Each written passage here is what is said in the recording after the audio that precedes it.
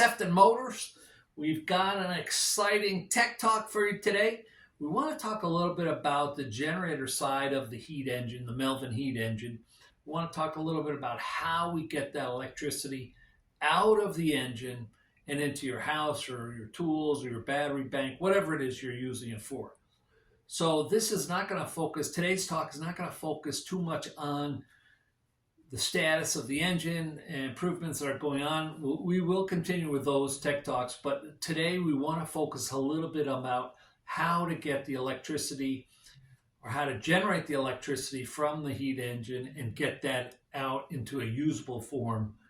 And we're going to call this tech talk Juicing Melvin. All right, here we go. All right, so juicing the Melvin. How do we get the best configuration for getting the electricity out of our engine and into our house or wherever it is we want to use it? We're going to use this quick storyboard just to convey our facts, then we'll back it up with some real pictures or videos of actual configurations. All right, let's start out. We've got the M, which is for the Melvin. This is your engine and whatever it is you're powering up. Maybe it's a house or tools or whatever it might be. What we think is the optimal configuration, the best way to go, is something like this, where we have the Melvin here, and the Melvin is spinning a hub motor, the same thing as what your electric bike uses. We're spinning a hub motor to generate that electricity, and that's coming out in AC, but it's not a clean AC. The frequency is different from your house, things of that sort. So what we'll do is we'll take it through a bridge rectifier, and this particular item comes with the engine, and that'll turn it into a DC power, DC current. We'll take that DC current and then run it through a charge controller. What that charge controller does is conditions that current so that it's best for charging a battery, right?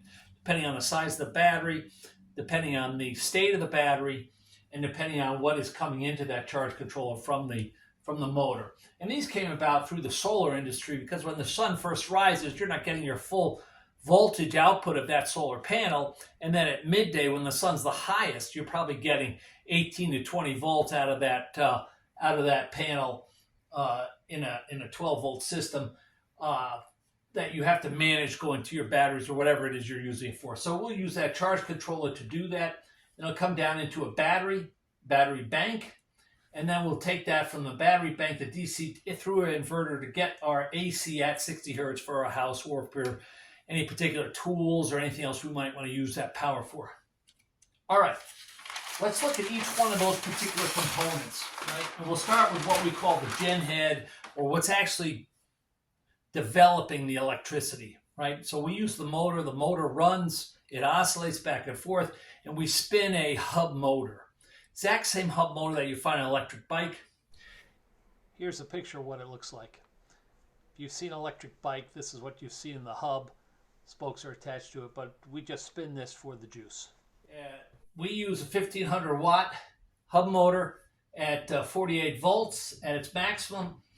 What we like about this, it's a commodity item, low RPMs to voltage, right? So we don't have to spin it at 6,000 RPMs or at 1,600 RPMs. We can get 200, 220 RPMs, and we can get the voltage that we need. This item does come from China usually. It is a commodity item there. We can't really find it in the U.S. at the low cost. It's about $100 or so. The other positive thing about the hub motor, using the hub motor in the Melvin, is it comes with a hall sensor. So if we want to use that as the starter for the engine, for the remote start of the engine, we can do that. We just hook a controller up to it, and we can actually use that as the starter for the Melvin as well as the generator. So that's a big plus for us to be able to utilize those hall sensors. All right. And here's another just quick picture of it. We get these off of Amazon.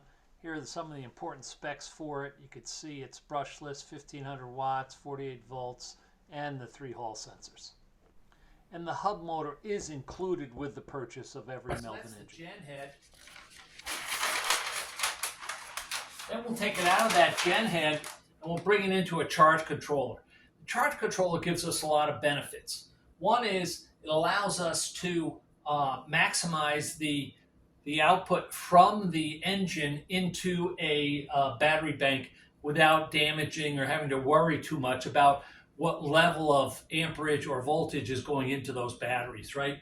So the charge controller will prevent overcharging the batteries, also establish optimal charging of the battery bank depending on what state of charge that battery bank is in. I know you've probably heard of the MPPT, maximum power point tracking. So this is what this is doing is it's varying the amperage of that current coming out of the hub motor or the solar panel, whatever you want to use that charge controller for, and establishing the right level of charge for the batteries, the right voltage and the right amperage. All right. Here's an example of a couple charge controllers. This is a Victron, nice unit, about probably 150, 160 bucks. This could do 12 or 24 volts. You can see the power ratings on this next chart of 440 or 700 watts at the 12 volts. The cheaper version would be maybe a Harbor Freight, something we play with in the lab, is something like this. And it's about $70 or so. Okay, let's take a look at our setup, our tested side. Generator on the output side, how we have this particular one configured. Once again, right now you hear buzzing. That's the charge capacitor, the charge controller. The batteries are right now at about 9.7 volts, undercharged. It's beeping because it doesn't like the low voltage, and so we're going to go ahead and engine's up to heat. We're going to just start it.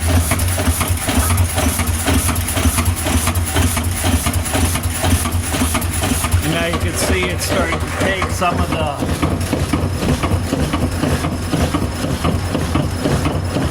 input from the engine to charge the batteries. See that it's under load. If we go ahead and pull off on one of these leads, see how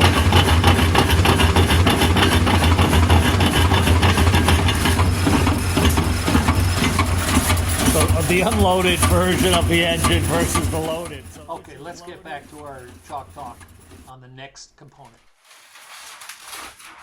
And we're taking the output of that charge controller, we're going into our battery bank. The battery bank could be 12 volt, could be 24 volt, type could be whatever type you're using, lithium, lead acid, whatever it might be, and then the size, right, your amp hours, right? The amp hour of the battery is basically 1 amp per hour. How many of those am I going to get out of my battery at the particular voltage that battery is at, 12 volts, 24 volts, whatever it might be. So from the battery then, all right, here's a couple examples of just a lithium battery, 200 amp hours, or a lead acid battery, about 200 amp hours, about $300, $400. The batteries or the charge controller or the inverter do not come with the Melvin package. We'll then take the battery output, which is DC, and we'll run that into our inverter. And the inverter, what we recommend is somewhere between 3 and 5 kilowatts. You can go smaller if you want, but I would target the 3 to 5 kilowatt range. And then the outputs, right? What outputs do I need? Do I need a lot of AC outputs? Do I need a DC output? Do I need a USB output coming out of that inverter? Whatever I need is going to drive the selection of that particular inverter. And that's going to give me my power for my house. It's going to give me my standardized 60 hertz, 110, 120 volt output. And that is what we consider to be the best way to get the power out of the Melvin and into your house or into some other electrical application. Here are a couple examples of an inverter, right? You could see the outlets on here. This is a 3,000 watt, $169 box.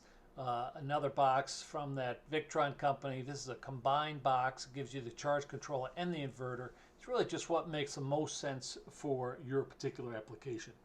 And here's a summary chart of all those components put together in the system with the Melvin in orange. And here we go. All right, folks, that'll do it for the Tech Talk for today on how to get the juice out of the Melvin, the electric juice out of your Melvin engine. Thanks for watching. Thanks for the support and the orders. We'll keep working here. Always like to end up with a little video clip of the Melvin in action. Here's an engine we're getting prepared to do some testing on the pressure circuit. Hope you have a great day. Looking forward to the new year. Let us know if you have any questions or if you want to get that end of year sale that's going on right now. Go ahead and place your order for a Melvin. Anyway, thanks again, and we'll talk to you around the corner.